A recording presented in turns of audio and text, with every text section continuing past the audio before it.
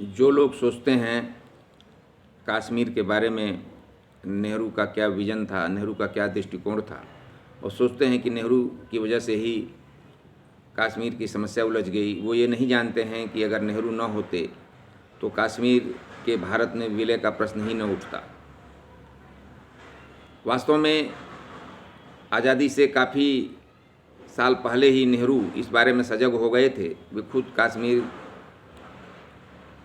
से उनका लगाव था, खुद उनका परिवार कश्मीरी ब्राह्मण ही था, और आज़ादी से काफ़ी पहले जो है वो इस बारे में सजग हो गए थे, और उन्होंने शेख अब्दुल्ला के नेतृत्व वाली मुस्लिम कॉन्फ्रेंस का नाम बदल के नेशनल कॉन्फ्रेंस करवाया था। और वहाँ पर जो है प्रजा के शासन के लिए, क्योंकि जहाँ जहाँ राजाओं का शासन था वहाँ कांग्रेस सीधे तौर पर जो है वो आंदोलन नहीं कर सकती थी आज़ादी के लिए, तो वहाँ प्रजामंडल आंदोलन चलते थे। तो वहाँ पर शेख अब्दुल्ला को उन्होंने प्रेरित किया, और अगर शेख अब्दुल्ला वहाँ ना होते तो वहाँ की जो आज़ादी की लड़ाई है या कश्मीर को भारत में विलय करने का जो प्रश्न है वो और अधिक उलझ जाता, क्योंकि कश्मीर का विलय जो है पहले तो हरि सिंह ने ही लटकाया कि वो स्वतंत्र राष्ट्र के रूप में रहना चाहते थे, लेकिन शेख अब्दुल्ला ने उस प्रश्न को उठाया कि नहीं, हम भारत में विलय चाहते हैं, यहाँ आज़ादी मिलनी चाहिए। तो आत्मनिर्णय के अधिकार के आधार पर ही, आधुनिक विश्व में आत्मनिर्णय के अधिकार के आधार पर ही सभी देशों को आज़ादी मिली है, और आत्मनिर्णय का अधिकार जो है मुख्य होता है। तो आत्मनिर्णय के अधिकार में मुसलमान तो तुरंत जो है चले जाते पाकिस्तान में, लेकिन आत्मनिर्णय के अधिकार के आधार पर जवाहरलाल नेहरू ने वहाँ पर एक ऐसा वर्ग तैयार कर दिया था शेख अब्दुल्ला के नेतृत्व में, जो कि भारत में विलय की मांग कर रहा था, जो कि भारत में चाहता था कि वहाँ प्रजातंत्र स्थापित हो, भारत के प्रजातंत्र के साथ जो है कश्मीर का प्रजातंत्र भी मिले। तो नेहरू ने तो वास्तव में कश्मीर को भारत में शामिल करने के लिए बहुत ज़्यादा प्रयास किया। अब कश्मीर की समस्या क्यों उलझी? हरि सिंह की वजह से उलझी। माउंटबेटन ने हरि सिंह को 15 अगस्त 1947 के पहले ही समझाने का प्रयास किया था, लेकिन वो नहीं माने। इसके बाद जो है जब वहाँ की समस्या उलझ गई तो उसको सुलझाने के लिए भी प्रयास हुए, और इस बारे में ये सोचना कि पटेल नेहरू अलग अलग थे तो ये भी बिल्कुल गलत है। पटेल तो बार बार जो है आज़ादी के बाद उन्होंने कई भाषण दिए, 1-2 साल तक भाषण दिए, बार बार लोकमत का, जनमत का, यानी आत्मनिर्णय के अधिकार का जो है वो समर्थन करते हैं। और उन्होंने जो है बॉम्बे में कहा, 1 साल बाद जो है बॉम्बे में भाषण देते हुए कहा कि आज हम कश्मीर में इसलिए हैं कि कश्मीर के लोग चाहते हैं कि हम भारत में रहें, इसलिए हैं। और महात्मा गांधी का भी यही कहना था, और आज जो आधुनिक लोकतंत्र का सिद्धांत है वो भी यही सिद्धांत है। यहाँ तक कि जूनागढ़ की जो समस्या थी, जूनागढ़ का जब नवाब चला गया, इसके बाद भी वहाँ जनमत संग्रह कराया गया। हैदराबाद की समस्या इसलिए जल्दी हल हो गई क्योंकि हैदराबाद का जो शासक था निजाम, वो चाहता था कि हम स्वतंत्र रहें, लेकिन वहाँ की जनता जो है अधिकतर जनसंख्या हिंदू थी और स्वतंत्र नहीं रह सकता था, तो उसको तो विलय करना ही करना था। तो कहने का अर्थ यह है कि इस बारे में हमें किसी भी प्रकार का भ्रम नहीं होना चाहिए, कश्मीर के बारे में किसी भी प्रकार का भ्रम नहीं होना चाहिए। कश्मीर के बारे में भी पटेल जो है ढुलमुल रवैया नहीं अपनाना चाहते थे। जो बहुत से लोग ये अफवाह फैलाते हैं कि नेहरू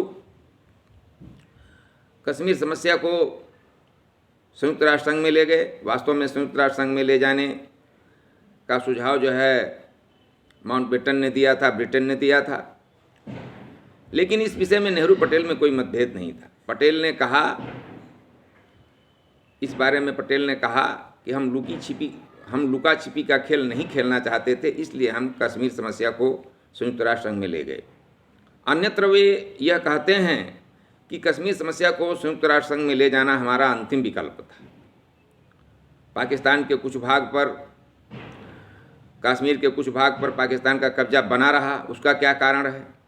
वास्तव में जो कश्मीर का जो क्षेत्र है, जो क्षेत्र सुगम है, जहाँ तक जाना, जो कश्मीर की घाटी है, वहाँ तक तो भारतीय सेना ने कब्जा कर लिया, लेकिन जो दुर्गम क्षेत्र है वहाँ पर कबायलियों का कब्जा बना रहा और वो क्षेत्र आज भी पाकिस्तान के कब्जे में है।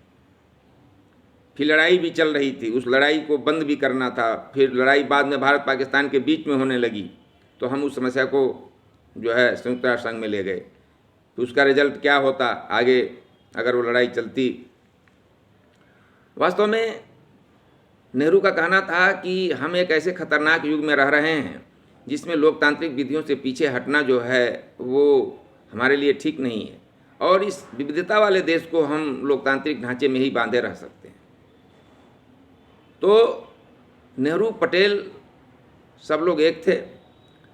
इस बारे में किसी भी प्रकार का जो है मतभेद जो है या इस बारे में किसी भी प्रकार की अफवाह जो है नहीं होनी चाहिए। आज देश एक है और देश का एकीकरण हुआ है, रियासतों का विलय हुआ। रियासतों में 3 रियासतों को छोड़ करके, जूनागढ़, हैदराबाद, कश्मीर को छोड़ करके सभी रियासतों का विलय जो है 15 अगस्त 1947 से पहले ही हो गया था। भारत में अंतरिम सरकार के समय में ही हो गया था। तो इसका मुख्य कारण ये है कि हम आधुनिक लोकतंत्रवादी युग में जी रहे थे। जो कट्टरपंथी, जो पुरातनपंथी विचारधारा के लोग हैं, जो आज ये सोचते हैं, जो कहते हैं कि नहीं पटेल ने विलय कर दिया इसलिए इस देश का एकीकरण हुआ। अरे भाई, पूरे देश का एकीकरण जो हुआ, चाहे वो देसी रियासतों का हुआ, चाहे इस देसी रियासतों के बिना जो 60% भूभाग था उसका एकीकरण हुआ, वह इसलिए हुआ है कि आधुनिक लोकतंत्र की स्थापना इस देश में हुई है।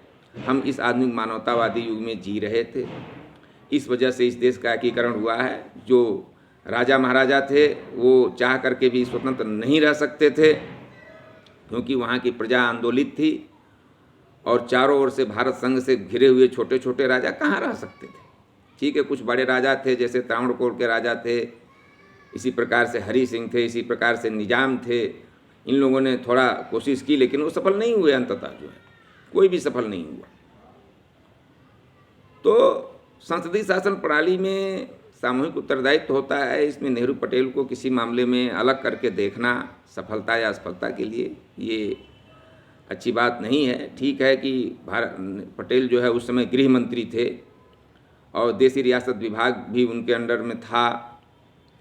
तो नेहरू पटेल का काम एक था, भाई कांग्रेस पार्टी का जहाँ तक सवाल है, नेहरू जो है कांग्रेस पार्टी का प्रचारक थे, लेकिन जो पटेल थे उसके संगठन करता थे।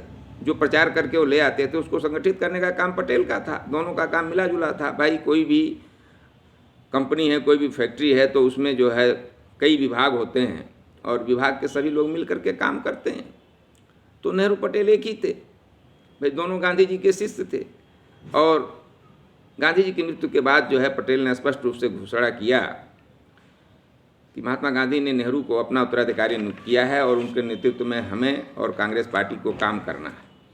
दूसरी बात, 30 जनवरी 1948 को जब गांधी जी का अंतकाल हो गया तो उसके बाद नेहरू पटेल की एकता की जरूरत और अधिक जो है महसूस हुई।